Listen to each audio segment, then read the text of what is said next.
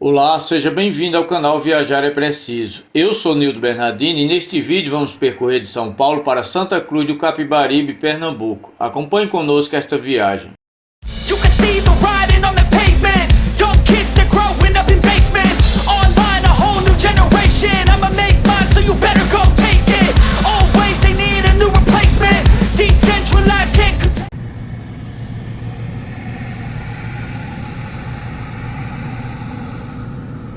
Domingão com sol brilhando forte e temperatura na casa dos 24 graus. Agora são 7 horas e 50 minutos e é diante desse cenário que iniciamos a nossa viagem de Osasco, na Grande São Paulo, para a cidade de Santa Cruz do Capibaribe, no estado do Pernambuco, pelas rodovias BR-381, 040, 135, 251, 116, 410, 110, 423 e BR-104. São cerca de 2.590 quilômetros, com tempo de duração estimado em 37 horas e 20 minutos. E eu convido você para fazer parte dessa viagem sem sequer precisar sair da sua casa.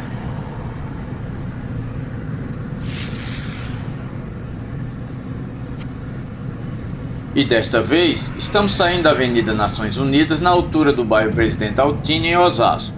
Logo à frente, vamos ingressar no complexo viário Herói, o chamado Cebolão.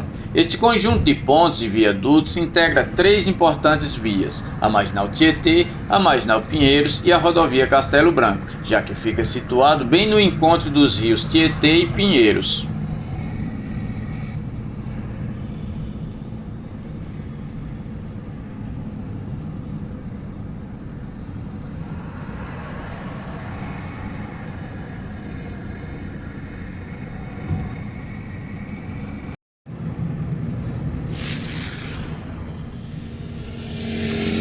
Neste momento, estamos na altura do Belenzinho, bairro localizado nas proximidades da região central da Grande São Paulo. E hoje temos poucos veículos circulando na marginal do rio Tietê, uma utopia que não acontece nos outros dias da semana. Em relação à qualidade da pavimentação desta via, como se verifica, podemos classificá-la como muito boa.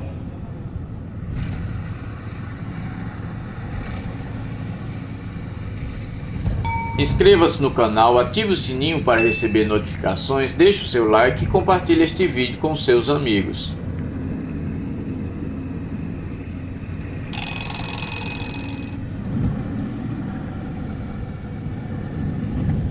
Agora, estamos na rodovia Presidente Dutra, que neste local permanecem obras para a construção de viadutos destinados às alças de acesso da Avenida Educador Paulo Freire, a via expressa da Presidente Dutra e a rodovia Fernão Dias, além, é claro, da implantação de pórticos destinados à instalação de pedágio modelo Free Flow.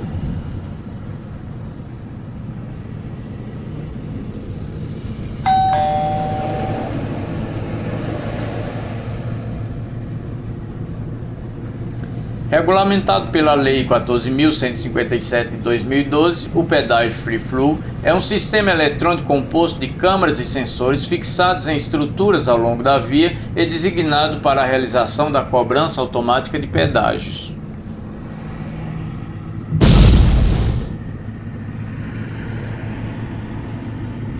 Implantado em primeira mão em rodovias em Minas Gerais, agora é a vez do estado de São Paulo contar com essa maravilha da engenharia, que deve deixar muita gente desempregada, pois não necessita de agentes para a sua operação, já que o pagamento é feito por meio de tag fixado no para-brisa do carro ou identificação através da placa do veículo por câmeras e sensores. Quanto ao pagamento, no caso de tag, a tarifa é debitada automaticamente na fatura do cartão de crédito ou tag. E não possuindo tag, o pagamento é feito através de aplicativo ou site da concessionária, WhatsApp, cartão de crédito ou Pix.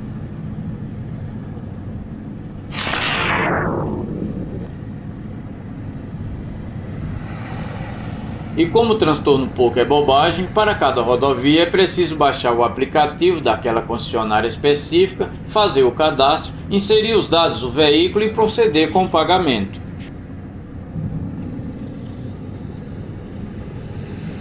Atualmente já tem pedágio free-flow em 4 estados brasileiros: São Paulo, Rio de Janeiro, Minas Gerais e Rio Grande do Sul.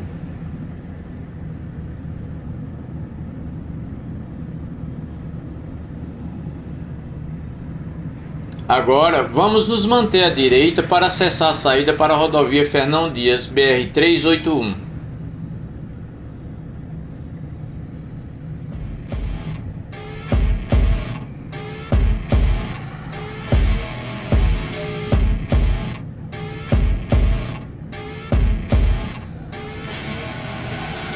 I see her rolling up, Uber black Cadillac, high heel boots and a sexy body full of tats. Baby's bad, oh baby's hella bad. After her there ain't no coming back. Wanna take a run at that? I think she's feeling me. Turn it up a few degrees. My imagination of her body gets the best of me. Oh gosh, she's such a tease. Bitten lips, bruised knees. I'm addicted to her, need her touching me. Cause she got a bad little waist, and we tearing down this place off the liquor that we chase. Got some egos in the face, baby, I don't need no space. Coming closer for a taste, and I'll show you how I make everything just fade away. Cause she's like sex, drugs, cocaine, body so insane. Jealous of the clothing that she wears up on a tight frame. All game, no shame, baby, game here to play. I feel like an addict cause she's sex, drugs, cocaine.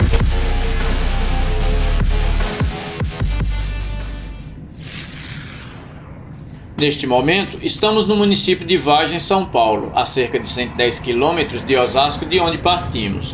Vargem é uma pequena cidade paulista de cerca de 10.500 habitantes e encontra-se localizada na fronteira com o estado de Minas Gerais.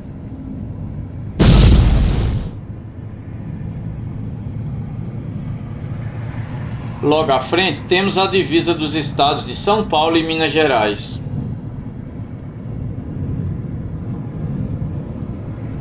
E a partir desta placa, estamos em solo mineiro, no município de Extrema, Minas Gerais.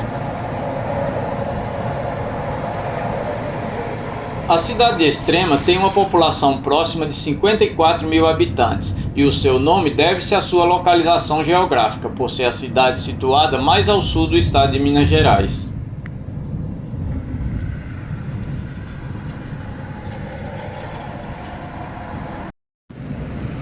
A nossa viagem está tranquila e, em relação à qualidade da pavimentação desta via, como se verifica, podemos classificá-la como relativamente boa. E como se vê, nesses 600 quilômetros que se estende de São Paulo a Belo Horizonte, a Fernão Dias BR-381 parece ser uma rodovia bastante segura. No entanto, tem registrado um índice de acidentes bastante elevado. A respeito dessa discrepância, numa apreensão pouco aprofundada, poderíamos afirmar que é por conta do seu traçado consideravelmente sinuoso, especialmente nos 100 km iniciais a partir da cidade de São Paulo e nos 100 km finais que antecedem a cidade de Belo Horizonte, trechos em que esta via tem uma concentração considerável de curvas acentuadas. Contudo, isso não poderia implicar na enorme quantidade de ocorrências que sucedem nesse percurso, já que se trata de uma rodovia totalmente duplicada, relativamente bem conservada e muito bem sinalizada. Aliás, boa parte dos acidentes ocorrem fora das temidas curvas desta via. Em conformidade com dados estatísticos baseados em registros da Polícia Rodoviária Federal, a imprudência e a falta de atenção dos motoristas são as principais causas de acidentes na BR-381. Aí, podemos apontar fatores comportamentais inadequados de alguns motoristas, tais como dirigir com sono durante as longas jornadas, empreender velocidade incompatível com as recomendadas pelas placas locais, imprudências e manobras perigosas e falta de cautela redobrada nos casos de tempo adversos, dias de chuvas, além, é claro, de eventuais pontos com buracos e irregularidades no asfalto.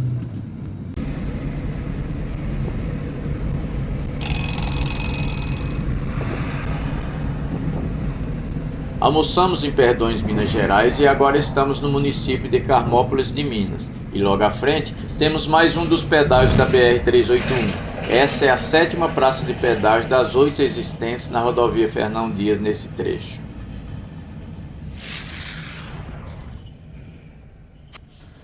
Quanto ao preço da tarifa, como se sabe, é de R$ 3,00, valor que deve permanecer até o final do ano, quando é costumeiro o reajuste.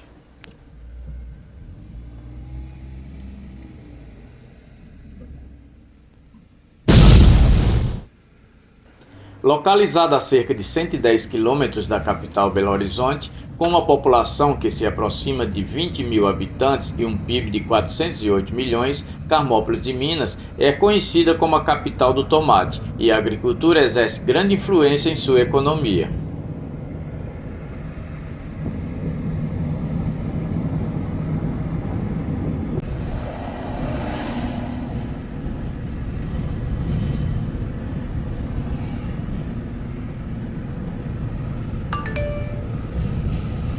Agora são 15 horas e 25 minutos e neste momento estamos com 7 horas e 35 minutos de viagem na cidade de Betim, Minas Gerais, na região metropolitana de Belo Horizonte.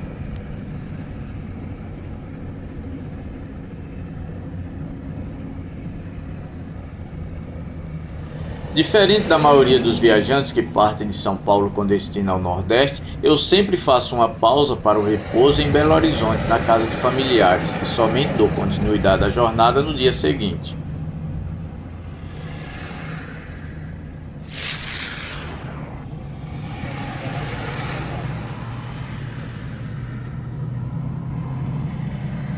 Assim sendo, vamos parar para o descanso e amanhã daremos continuidade à nossa jornada.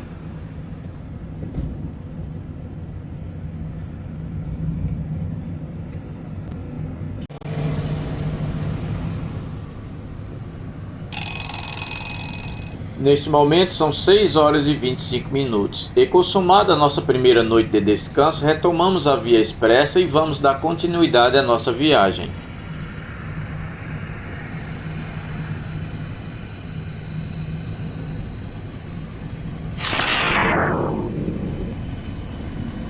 E como se vê, a qualidade da pavimentação da expressa permanece boa. E quanto à elevada quantidade de radares existentes nesta via, motivo de reclamação de muitos usuários, é um mal necessário, pois eles evitam muitos acidentes no local, já que boa parte dos motoristas passam por aqui com muita pressa, e alguns, além de empreender velocidades bem acima do limite para o local, que é de 60 km por hora, ainda dirigem de maneira irresponsável, não mantendo a distância segura recomendada, e a todo momento avançando absurdamente contra o veículo à frente numa forma estúpida de pedir passagem. E o pior é que essa grosseria perigosa não é casual, pelo contrário, virou praxe nesta via. Em relação aos preços de combustíveis, neste posto, por exemplo, localizado na via expressa de Contagem, a gasolina está custando R$ 6,07, o etanol R$ 4,37 e o diesel R$ 5,69.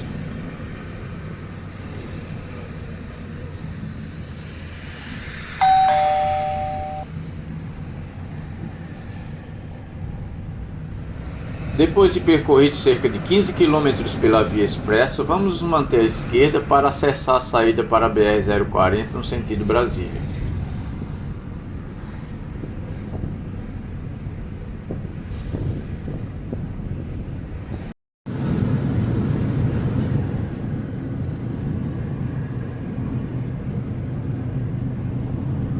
Esta é a rodovia BR-040. E superado o trecho de 30 km repleto de radares de 60 km por hora, que se estende de Belo Horizonte até Ribeirão das Neves, agora estamos no município de Sete Lagoas.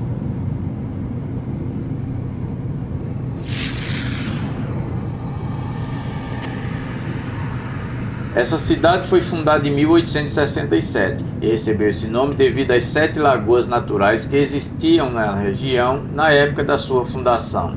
Hoje, com 157 anos, este município mineiro, localizado a 72 quilômetros de Belo Horizonte, de acordo com a estimativa do IBGE 2024, tem uma população de 237.931 habitantes, ocupando a 12ª posição entre as cidades mais populosas do estado.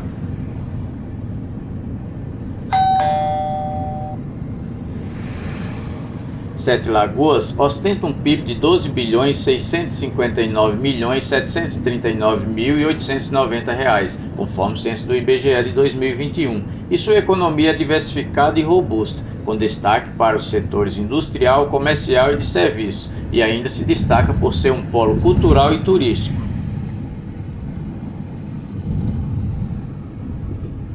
Quanto à qualidade da pavimentação da BR-040, nesse trecho entre Belo Horizonte e Curvelo, classificamos como regular. Não podemos ignorar que se trata de uma rodovia pedagiada com tarifa muito cara e com considerável quantidade de buracos e irregularidades no asfalto.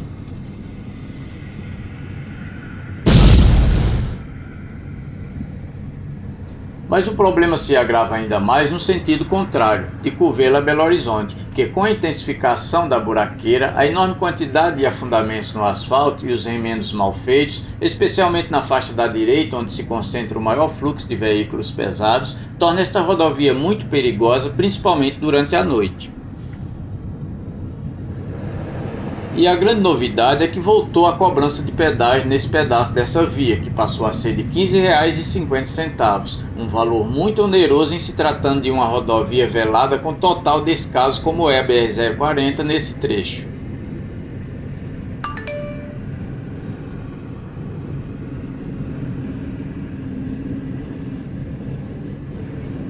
E a alguns quilômetros à frente, na altura do distrito de JK, a cerca de 100 quilômetros de Belo Horizonte, logo após o quilômetro 424 da BR-040, vamos deixar esta rodovia e pegar a saída à direita para a BR-135 sentido Montes Claros.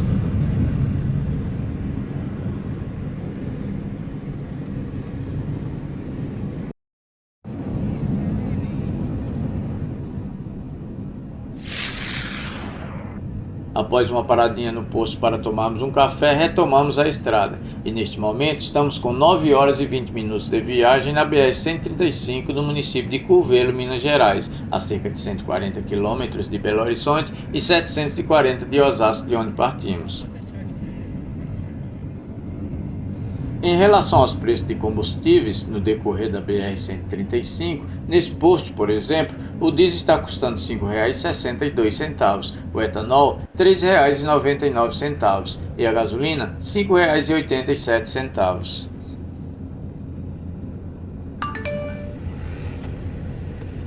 Logo à frente temos a primeira praça de pedágio da BR-135, que fica localizada no município de Curvelo, e em relação ao valor da tarifa é de R$ 10,20. No decorrer desta rodovia são 5 praças, localizadas nos municípios de Curvelo, Corinto, Buenópolis, Bocaiúva e Montes Claros.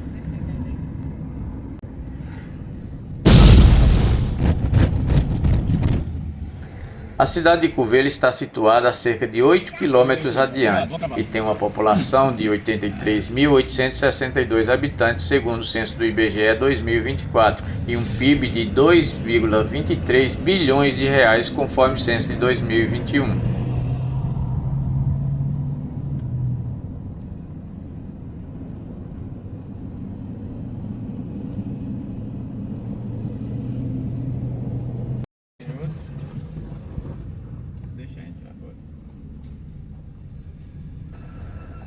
Aqui é a cidade de Bocaiúva, Minas Gerais, e as obras de duplicação da BR-135 permanecem a todo vapor neste município.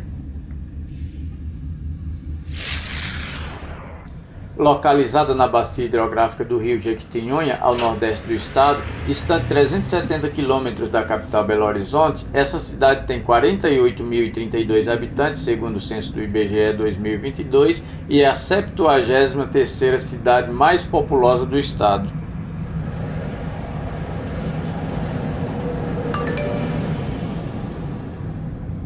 Existem mais de uma versão em relação ao seu topônimo, porém o mais aceito é que o nome Bocaiúva remete à palmeira macaúba, cujo nome científico é Acrocomia aculeata, também conhecida como bocaiúva, espécie bastante abundante nesta região.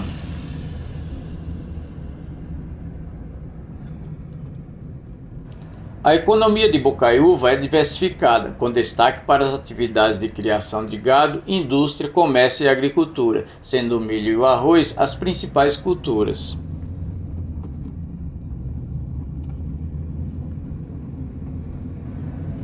Quanto à qualidade da pavimentação da rodovia 135 no trecho entre Covelho e Montes Claros, podemos classificá-la como muito boa.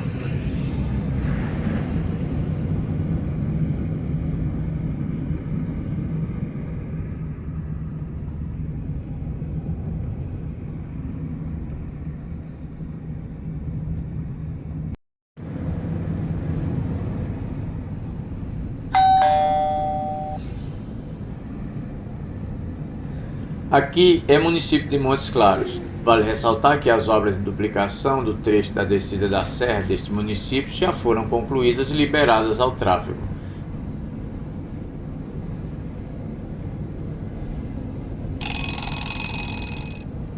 Agora são 13 horas e 55 minutos e neste momento estamos na Avenida Rodoanel Leste, que alguns chamam de Anel Viário de Montes Claros. Os viajantes que partem da cidade de São Paulo em direção ao nordeste do Brasil costumam dormir nas pousadas e hotéis instalados ao longo desta via.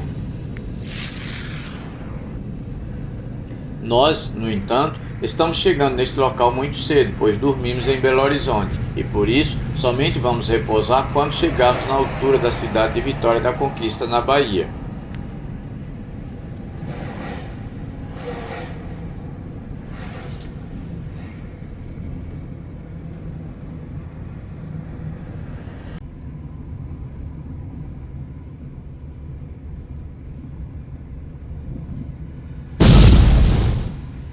Almoçamos no município de Francisco Sá e agora estamos em Rubelita, Minas Gerais, a 1.230 km de São Paulo e 1.340 para Santa Cruz do Capibaribe, nosso destino. Neste momento são 15 horas e 20 minutos e somamos 17 horas e 30 minutos de viagem desde que saímos da cidade de Osasco, de onde partimos. O município de Rubelita fica situado ao nordeste do estado de Minas Gerais, já na divisa com Salinas, e a referida cidade, por sua vez, fica localizada ao nosso lado direito a cerca de 30 quilômetros dessa rodovia. Rubelita é uma cidade pequena de 5.798 habitantes, segundo o censo do IBGE de 2020. Tornou-se município em 1962 e as principais atividades econômicas são a pecuária, a mineração de pedras semipreciosas e a agricultura, com destaque para o cultivo de café, frutas cítricas, manga, cana-de-açúcar, feijão, mandioca e milho.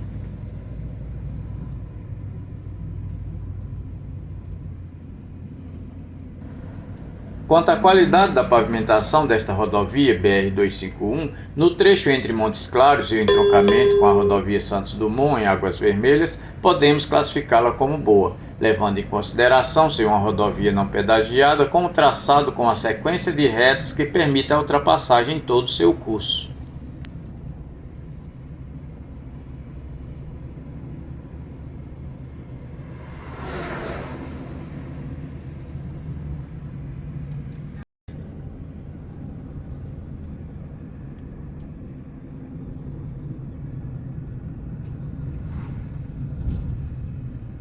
Agora estamos na BR-116, chegando à cidade de Divisa Alegre.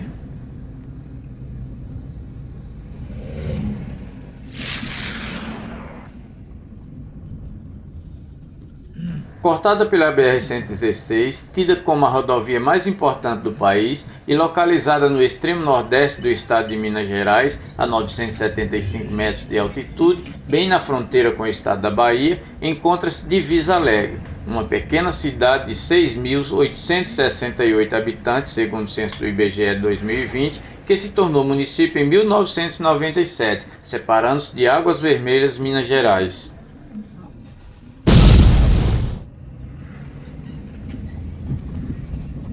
Seu nome, Divisa Alegre, significa fronteira feliz em português e lhe foi atribuído devido à sua localização na divisa estadual.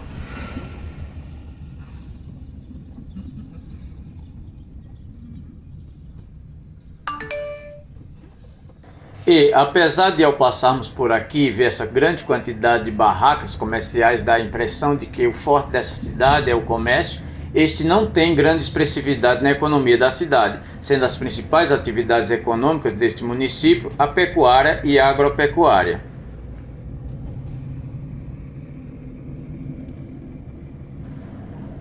Em relação aos preços de combustíveis nesse trecho da BR-116, neste posto, por exemplo, o diesel está custando R$ 5,79, a gasolina R$ 5,89 e o etanol R$ 4,39.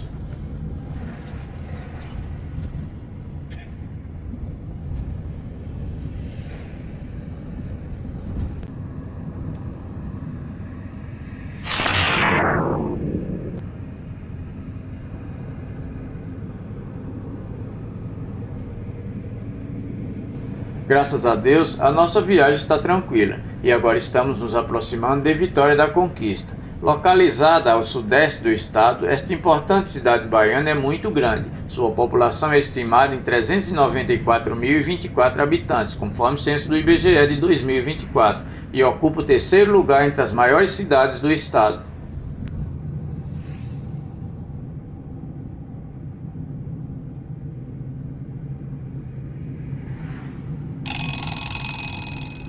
Neste momento são 18 horas e 35 minutos. A noite caiu, já que em boa parte do Nordeste brasileiro anoitece mais cedo que no Sudeste, e agora vamos procurar uma pousada para pernoitarmos.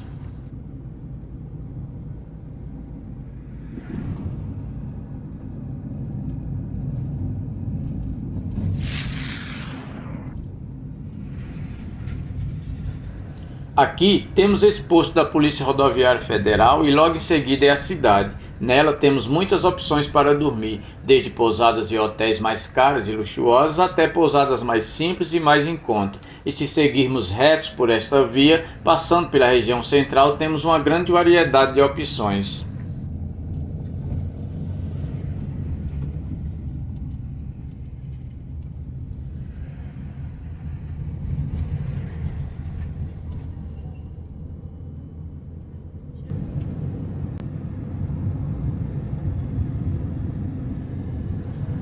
Dormimos em Vitória da Conquista e seguimos viagem logo ao amanhecer.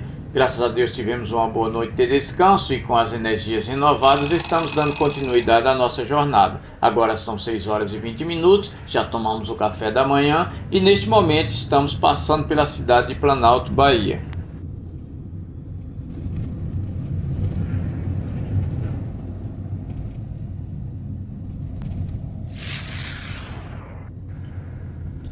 E esta vista, com palmeiras imperiais separando a rodovia das ruas locais, é muito bacana. Esse tipo de árvore é perfeito no emprego do paisagismo urbano em praças, parques e grandes avenidas.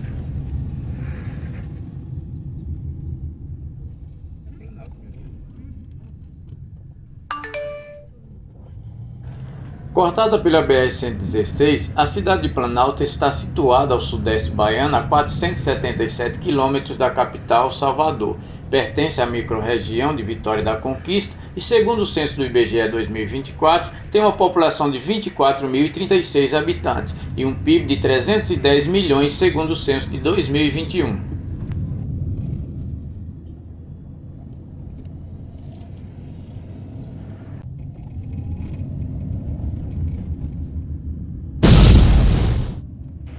Neste momento, estamos passando em Poções. Localizada no sudeste do estado da Bahia, esta cidade de 144 anos tem a sua história ligada à população original de índios das tribos mongóiós, uma ramificação dos índios camancás na região, a chegada dos primeiros bandeirantes em busca de ouro, por volta de 1732, e a instalação das fazendas agrícolas de subsistência que ensejou a pecuária e fez surgir ali um povoamento.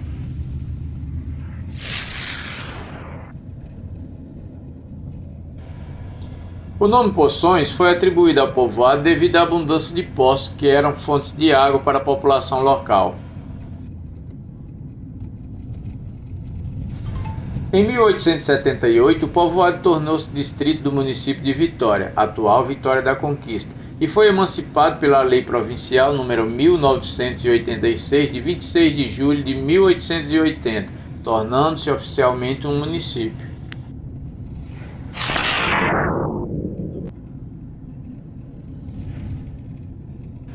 E aqui a gente tem que ficar bem atento a essas lombadas, também chamadas de redutor de velocidade e quebra-molas. Eu mesmo, certa vez, tentando observar a cidade e dirigir ao mesmo tempo, já passei despercebido e pulei uma delas e confesso que não é só quebra-molas, mas capaz de quebrar o carro inteiro.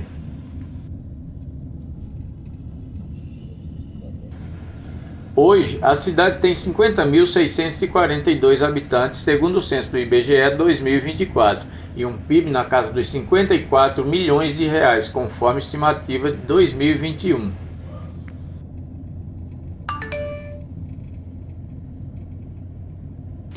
As principais atividades econômicas são a hortifruti e granjeiros, o comércio e a agricultura com o cultivo de fava, tomate, mandioca, café, banana, milho, aipim e mamona, além da pecuária e o turismo, sendo este último ainda de pouca relevância para a economia local.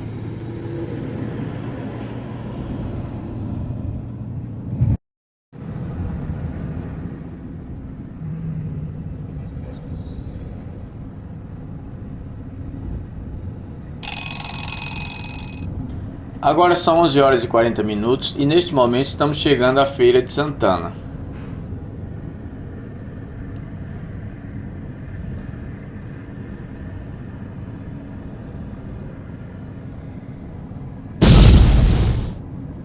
Deixamos para trás o município de Rafael Jambeiro, onde está situada a última praça de pedágio da BR-116 do trecho envolvido em nossa jornada. E em relação ao preço da tarifa foi de R$ 6,10. Este pedaço de aproximadamente 80 quilômetros entre Rafael Jambeiro e Feira de Santana, a rodovia está duplicada, mas a cobrança de pedágio se inicia no município de Vitória da Conquista, a 450 quilômetros daqui, e são no total 5 praças de pedágio, totalizando R$ 30,50.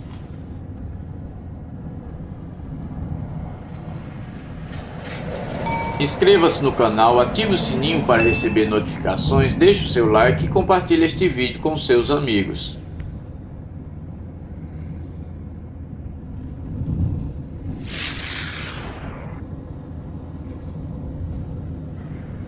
A maioria dos viajantes ao Nordeste brasileiro faz uma pausa para o descanso aqui em Feira. Nós, no entanto, estamos chegando nesse local muito cedo e somente vamos parar para dormirmos ao cair da noite, que deve ocorrer mais ou menos na altura da cidade de Paulo Afonso.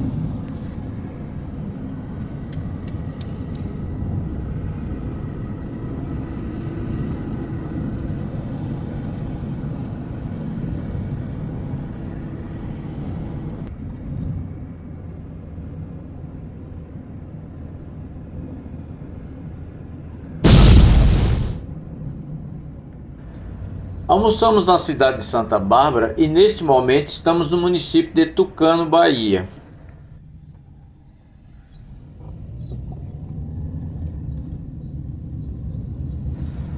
Logo após esta ponte sobre o rio Itapicuru, temos o distrito de Jorrinho.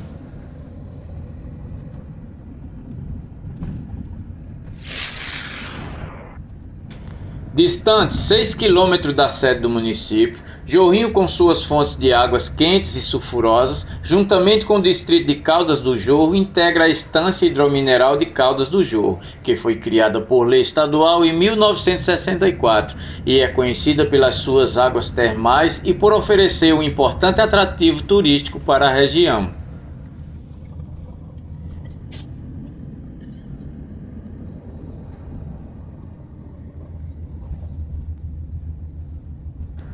Quanto à qualidade da pavimentação da rodovia BR-116, no trecho de 650 km, que se estende de Águas Vermelhas, Minas Gerais, a Tucano, Bahia, podemos classificá-la como regular.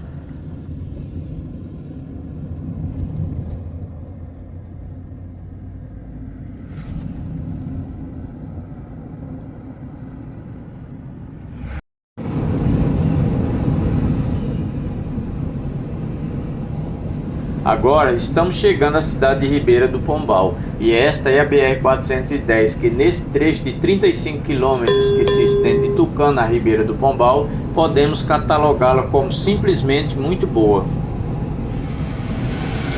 I see her rolling up, Uber black Cadillac, high heel boots and a sexy body full of tats. Baby's bad, oh baby's hella bad. After her there ain't no coming back. Wanna take a run at that? I think she's feeling me. Turn it up a few degrees. My imagination of her body gets the best of me.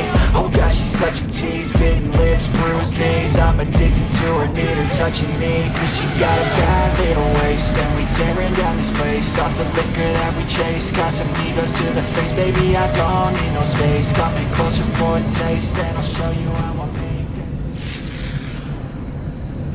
Vale salientar que desde a nossa última passagem por esse local há 2 meses, é notório um considerável desgaste na pavimentação em todas as rodovias envolvidas nesse roteiro, o que acarreta uma mudança igualmente significativa na classificação das rodovias em nossa tabela.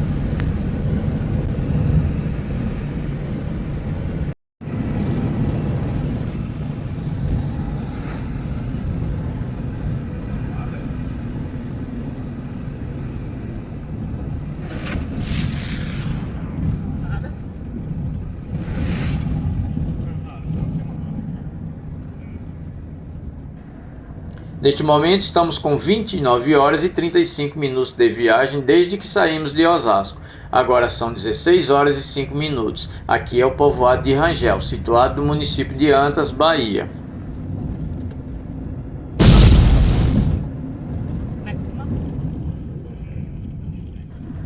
E quanto à qualidade da pavimentação desta rodovia BR-110, no pedaço de 163 km que se estende de Ribeira do Pombal a Paulo Afonso, na Bahia, como se vê, tem muitos buracos e é repleto de remendos salientes e mal feitos por quase todo o trecho em discussão.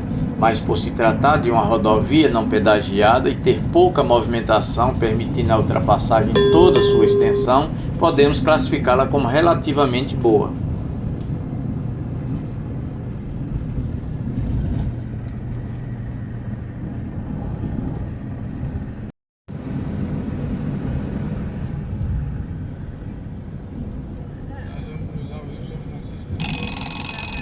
Agora são 19 horas e 10 minutos e neste momento estamos na região tida como Rota do Cangaço, por ter sido cenário de diversos ataques de grupos de cangaceiros entre o final do século XIX e início do século XX. Aqui é município de Paulo Afonso, Bahia, terra de Maria Gomes de Oliveira, vulgo Maria Bonita, a companheira de Lampião e rainha do cangaço. E como se vê, a noite caiu e agora vamos procurar uma pousada para dormir e amanhã prosseguiremos com a nossa jornada.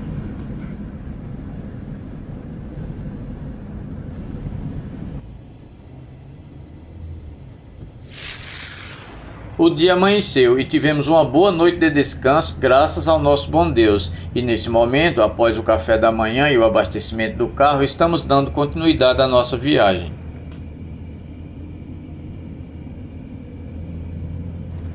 Algumas pessoas cobram que eu mostre as pousadas, os almoços, os cafés, os lanches e os abastecimentos ocorridos durante a viagem. Contudo, como o propósito maior é mostrar toda a viagem em uma só publicação, o vídeo ficaria muito longo e, portanto, desinteressante.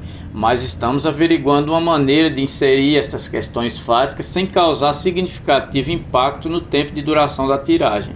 E nos próximos vídeos já teremos algumas inclusões neste sentido.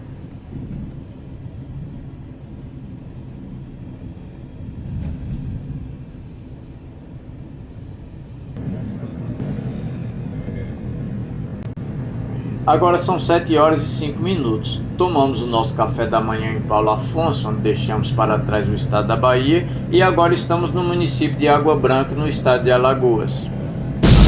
A cidade de Água Branca fica situada ao nosso lado esquerdo, a 10 quilômetros desta via, e sua história remonta ao século XVIII, quando em torno de 1769 a família Vieira Santos, atraída pelas suas serras e pela fertilidade do solo, se tornou pioneira no desbravamento da região, desencadeando a formação de um povoamento conhecido como Matinha de Água Branca, pertencente a Sesmaria de Paulo Afonso.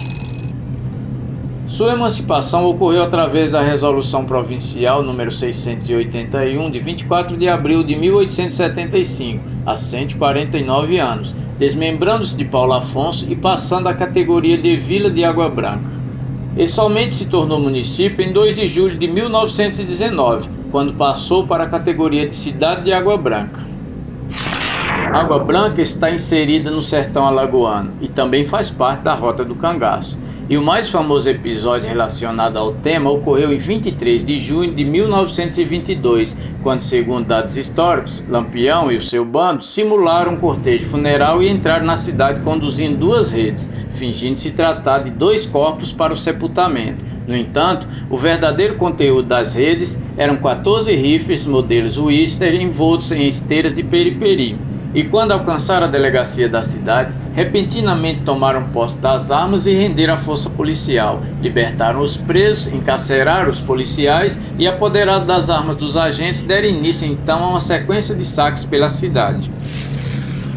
Indignado pela recusa de um pedido de 20 contos de réis negado pela baronesa de Água Branca, Joana Vieira Sandes, que havia sido feito por Lampião há cerca de 1 ano antes desse episódio, segundo relatos, o rei do cangaço e os seus cabras assaltaram a casa desta viúva, que era a pessoa mais influente da cidade, e além de roubarem cerca de 30 contos de réis e levarem todas as joias da afortunada, avaliadas em 100 contos de réis, como forma de humilhação, a obrigaram a desfilar por toda a cidade de braços dados com Lampião. Hoje, Água Branca possui cerca de 11.446 habitantes, segundo o censo do IBGE 2022, e é uma importante cidade histórica alagoana. O seu centro, representado pelas igrejas, casarões, museus e praças, forma um conjunto arquitetônico nos estilos barroco e colonial tombado por lei municipal, e é um dos maiores encantos do lugar. Além da beleza arquitetônica, o turista pode desfrutar de hotéis e pousadas com excelentes serviços e atrativos em contato direto com a natureza, como mirantes, trilhas, cachoeiras, além de esporte radical como o voo de parapente na Serra do Paraíso, que torna a sua visita uma experiência inesquecível.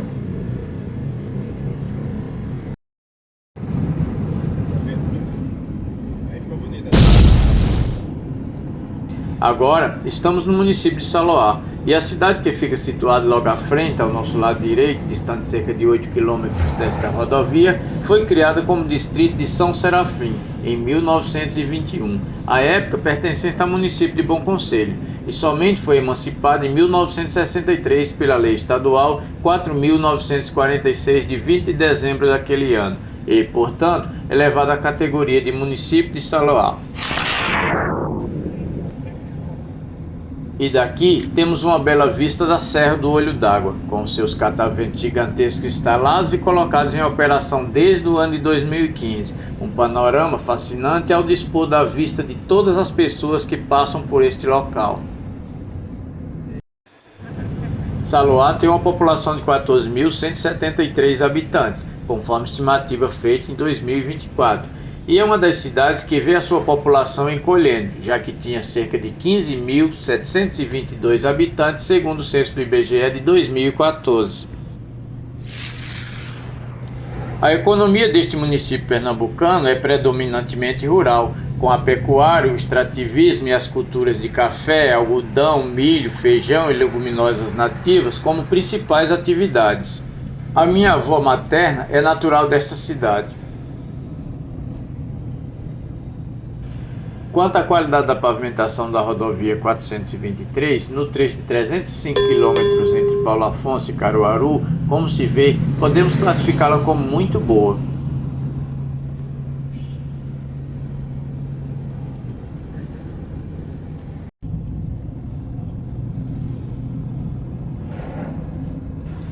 Em relação aos preços de combustíveis, nesse posto, por exemplo, a gasolina está custando R$ 5,85, o etanol R$ 4,65 e o diesel R$ 5,72. Estamos chegando a Jupi, Pernambuco. Agora são 10 horas e 5 minutos e no presente momento estamos com 34 horas e 35 minutos de viagem desde que saímos de Osasco, nosso ponto de partida.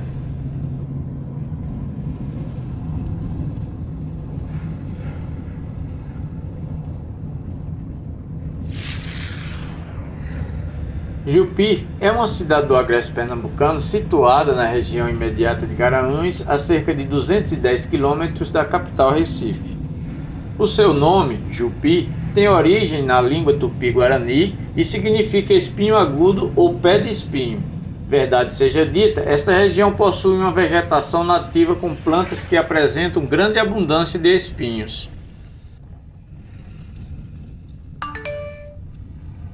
Jupi foi emancipada do município de Angelim em 31 de dezembro de 1958 e hoje a cidade tem 66 anos e uma população total de 15.329 habitantes, conforme o censo do IBGE de 2022.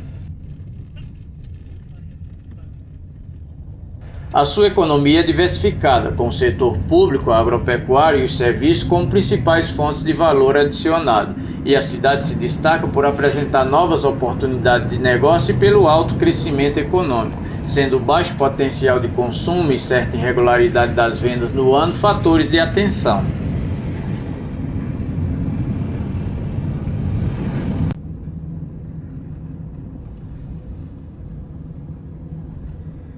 Neste momento, deixamos a rodovia 423 e estamos na BR-104, saindo da cidade de Caruaru em direção a Toritama.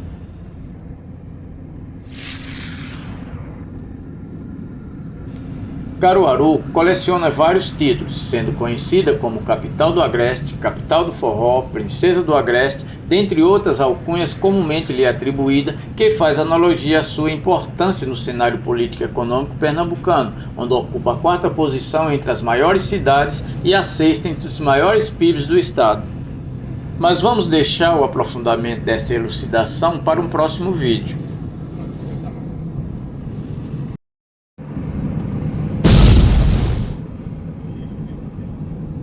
Logo à frente, temos a Vila Rafael, um povoado pertencente ao município de Caruaru.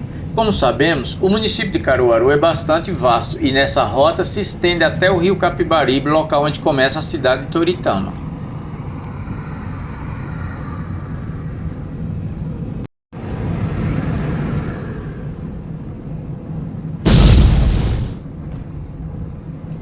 Quanto à qualidade da pavimentação da BR-104, no trecho entre Caruaru e Pão de Açúcar, podemos classificá-la como boa. No entanto, apesar da recente duplicação da rodovia, ainda temos locais com obras paralisadas e abandonadas, como na aproximação com a cidade de Toritama, onde o motorista, ao trafegar pela rodovia, de repente, sem sinalização precedente, a pavimentação desaparece e a rodovia se transforma em uma estrada de terra, repleta de buracos, rachaduras no solo e muita costela de vaca, como é chamadas as irregularidades em superfície de chão batido, tornando o trecho muito perigoso, principalmente para o tráfego noturno.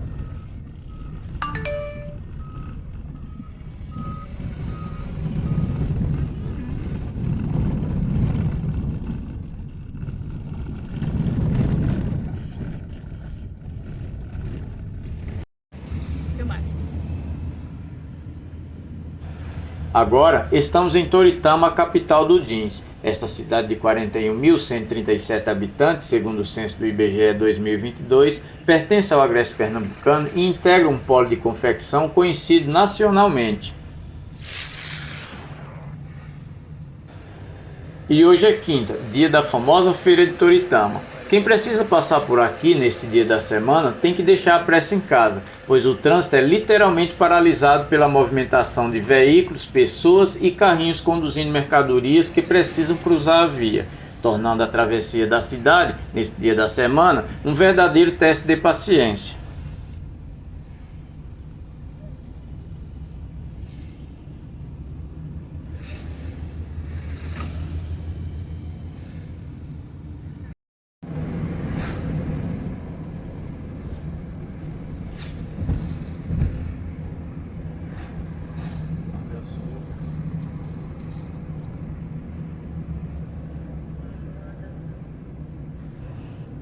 Agora são 12 horas e 35 minutos e estamos saindo da BR-104 para a BR-160.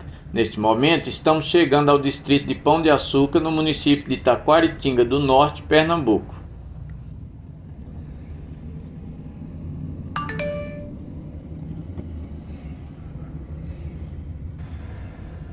E esse desvio logo à frente para acessar a PR-160 para o distrito de Pão de Açúcar, há muito tempo tem colocado em risco a segurança e a integridade dos usuários desta via.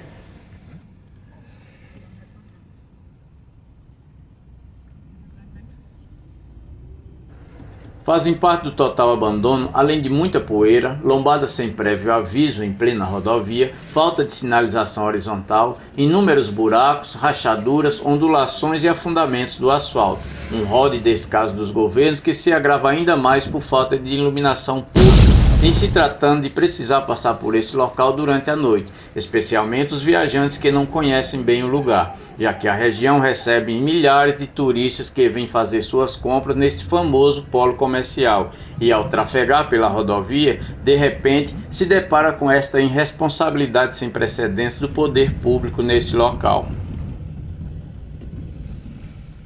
E fica aberto aos interessados o espaço no canal para o direito de resposta que busca explicar essa falta de zelo da administração pública mencionada neste tópico.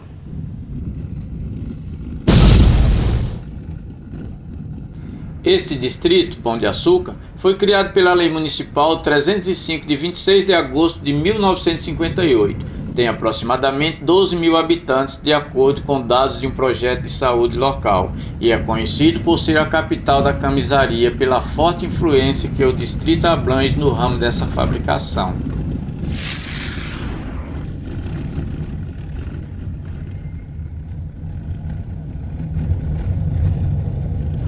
E eu acabei pulando a lombada à frente. Veja que esta é mais uma das graciosas surpresas estabelecidas sem qualquer sinalização no local.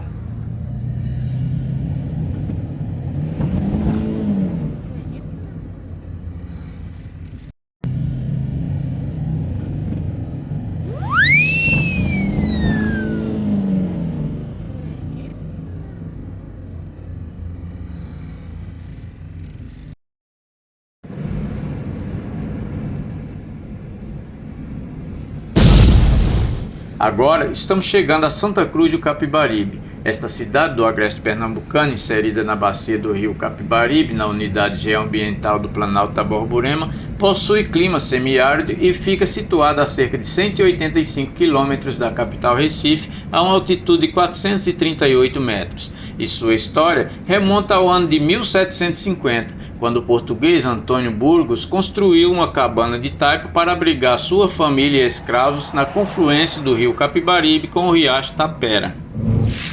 O seu nome, Santa Cruz, se origina da grande cruz de madeira que colocou em frente a uma capela que mandou construir próximo à sua casa, a partir da qual teve início o povoamento. O crucifixo é conservado até hoje na igreja matriz. O povoado passou a distrito de Santa Cruz em 1892, subordinado a Taquaritinga do Norte, e finalmente foi elevado à categoria de município com a denominação Santa Cruz do Capibaribe, através da Lei 1818 de 29 de dezembro de 1953, data em que é comemorada a sua emancipação.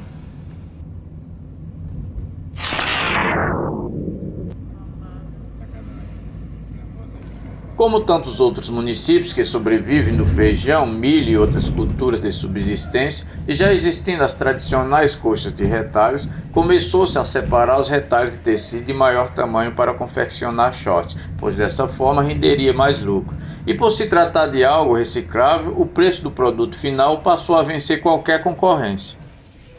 Enquanto que os homens vendiam o produto nas diferentes feiras do Nordeste, as mulheres em casa, usando a criatividade, inovaram produzindo outros artigos de vestuário, como saias, blusas, camisas, conjuntos infantis, anáguas e outros.